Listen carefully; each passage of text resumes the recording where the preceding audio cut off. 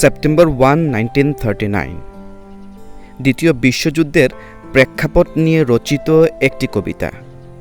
লিখেছেন ইংরেজি কবি W.H. অডেন, যেখানে কবি দ্বিতীয় বিশ্বযুদ্ধের একটি চিত্র তুলে ধরেছেন।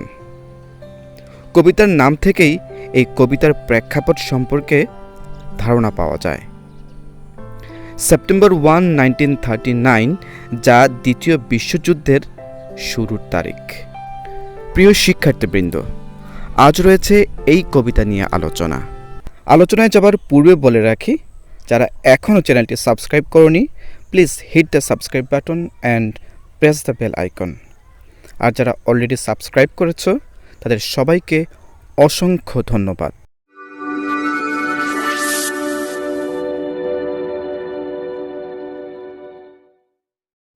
পহেলা সেপ্টেম্বর 1939 সাল জার্মানি হঠাৎ করেই পোল্যান্ডকে আক্রমণ করে বসে, আর এর মধ্য দিয়েই সূচনা হয় দ্বিতীয় বিশ্বযুদ্ধের। মার্কিন যুক্তরাষ্ট্র প্রধান মিত্রশক্তি হিসেবে যুদ্ধে অংশগ্রহণ করে। সেপ্টেম্বরের 1 তারিখ যখন যুদ্ধ বেঁধে যায়, তখন কবি যুক্তরাষ্ট্রের এক বারে বসেছিলেন। দেশে খারাপ কিছু ঘটলে যেমন তার অশুভ পরিণতির চিন্তা করে আমরা দুশ্চিন্তাগ্রস্ত হয়ে পড়ি, তেমনি যুদ্ধের কথা শুনে এর ভয়াবহতা আঁচ করতে পেরে কবি খুবই আতঙ্কগ্রস্ত হয়ে পড়েন। কবির এই আতঙ্ক আর ভয় প্রকাশ পেয়েছে কবির এই কবিতায়। এটি 9 স্ট্যাঞ্জা বিশিষ্ট একটি কবিতা, যার প্রতি স্ট্যাঞ্জাতে রয়েছে 11টি করে লাইন।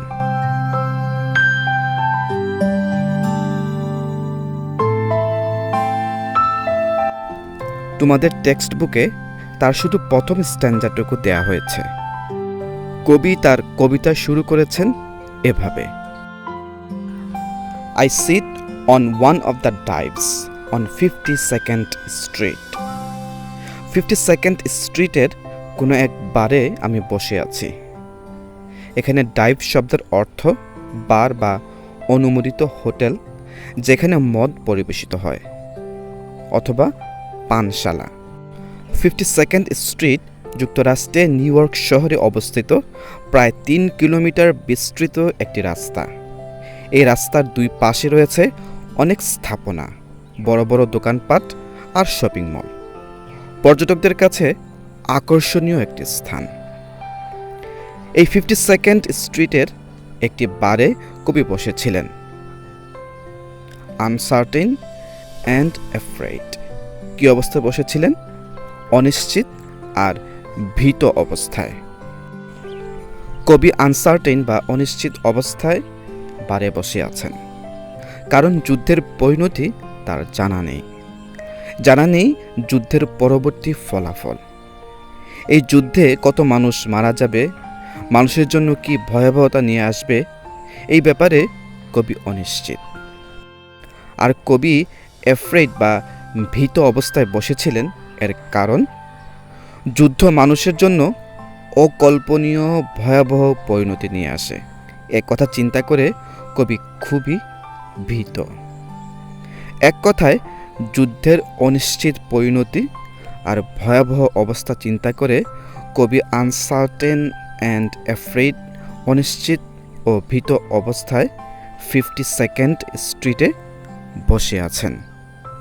অনিশ্চিত আর ভীত হওয়ার আরেকটি কারণ হলো as the clever Hopes expire, যেহেতু সুচতুর আশাগুলোর মেয়াদ ফুরিয়ে গেছে। এখানে ক্লেভার শব্দের অর্থ চালাক, সুচতুর, দক্ষ বা সুচিন্তিত। আর হোপ অর্থ কোনো কিছু বাস্তব হওয়ার আশা বা প্রত্যাশা। ক্লেভার হোপস অর্থ অনেক আশা করে দক্ষতার সাথে গৃহীত সিদ্ধান্ত। প্রথম বিশ্বযুদ্ধের ভয়াবহ অভিজ্ঞতার পর সব দেশগুলো মিলিত হয়ে গঠন করে লিগ অব নেশন এবং যুদ্ধ বিরোধী অনেক সংগঠন, যাতে করে যুদ্ধের মতো এমন পরিস্থিতি আর মানুষকে প্রত্যক্ষ করতে না হয়। সকল দেশের সকল রাষ্ট্রপ্রধানরা অনেক চিন্তাভাবনা করে দক্ষতার সাথে এই সিদ্ধান্ত নিয়েছিল।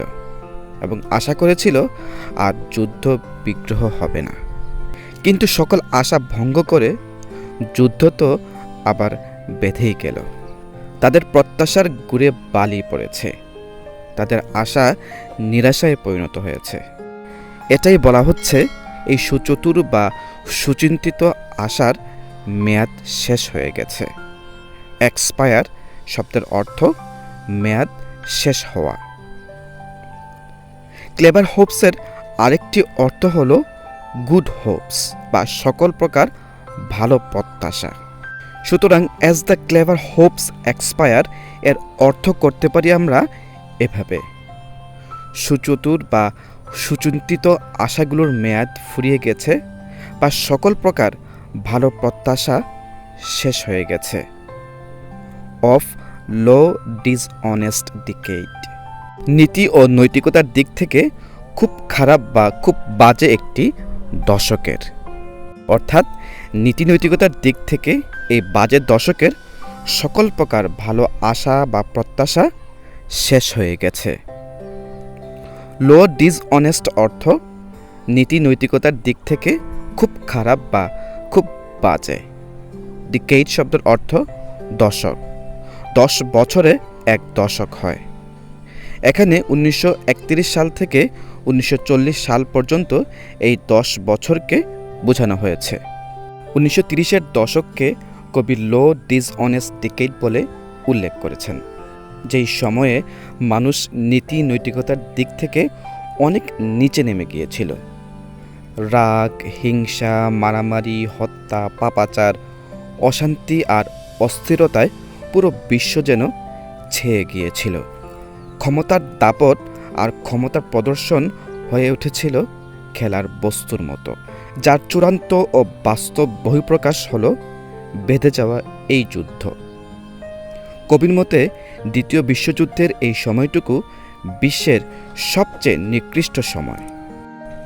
নিকৃষ্ট সময় বলার কারণ হিসেবে কবি আরও বলছেন, waves of anger and fear, ক্রোধ আর ভয়ের ঢেউ।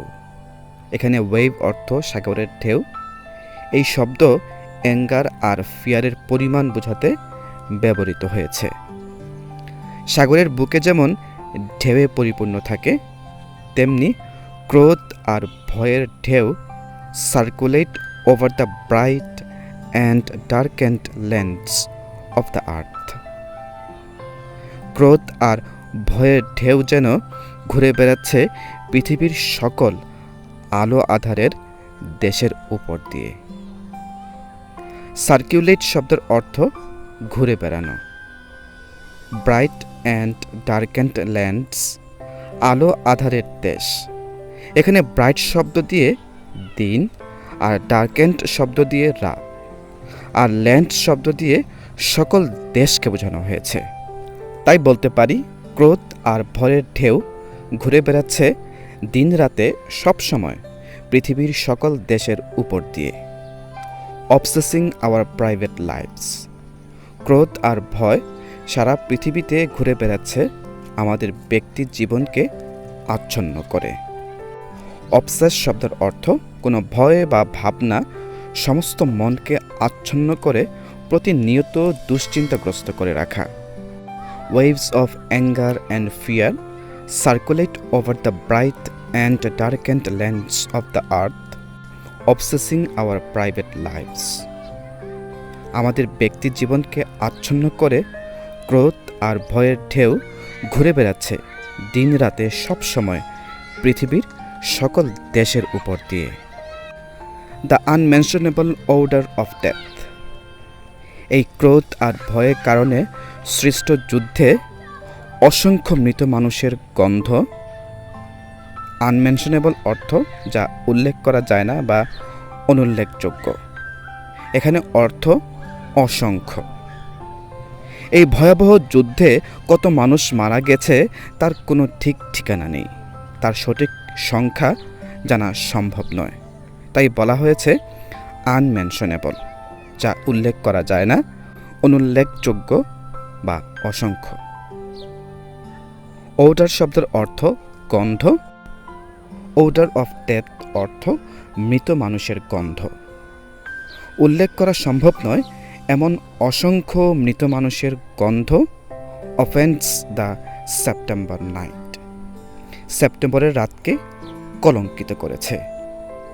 অফেন্স শব্দের অর্থ আইন লঙ্ঘন করা, এখানে অর্থ কলঙ্কিত করা। Offence the September night, September রাতকে কলঙ্কিত করেছে অনুল্লেখযোগ্য অসংখ্য মৃত মানুষের গন্ধ।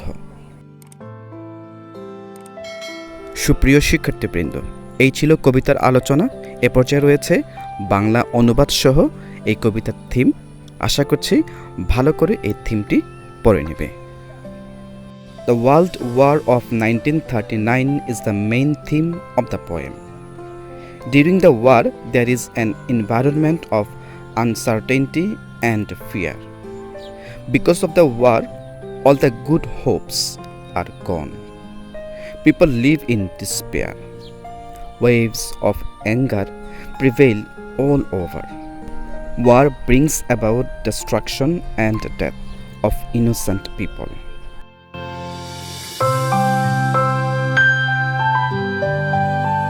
The World War of 1939 is the main theme of the poem.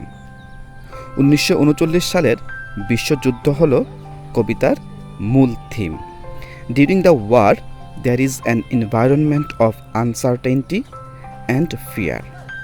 যুদ্ধের সময় একটি অনিশ্চয়তা এবং ভয়ের পরিবেশ বিরাজ করে।